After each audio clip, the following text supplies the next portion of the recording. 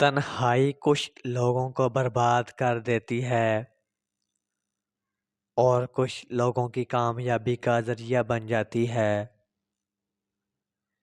آپ کو ناکام دیکھنے والے لوگ صرف وہ ہیں جو خود بھی ناکام ہوتے ہیں۔ اپنے فائدے کے لیے کام کرنے والا انسان کبھی خوش نہیں رہ سکتا۔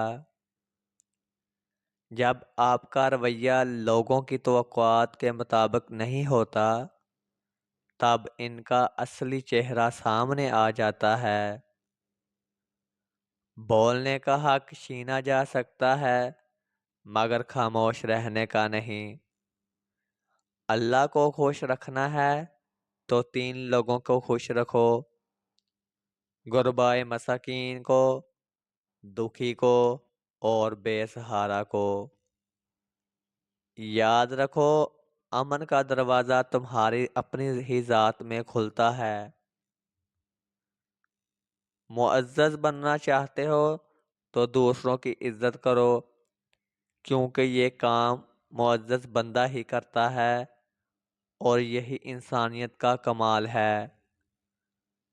صبر دراصل یہ ہے کہ جو تکلیف تمہیں پہنچے اس پر آہذاری نہ کرو۔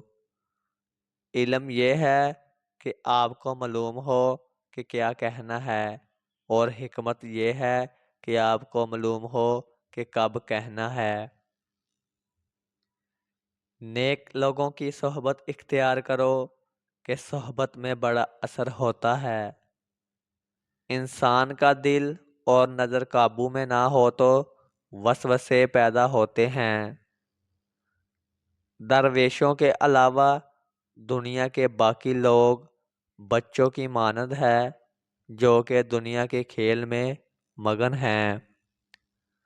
اللہ تعالیٰ جب کسی بندے سے ناراض ہوتا ہے تو اسے پاکیزہ لوگوں کی عیب جوئی میں مشغول کر دیتا ہے۔ بہت سے لوگ اپنے آپ ہی سے خوف کھانے لگیں گے اگر وہ اپنا کردار آئینے میں دیکھ لیں۔ حالات اور وقت کی تبدیلیوں سے بدلنے والے تعلقات سے بہتر ہے کہ انسان تنہا رہے۔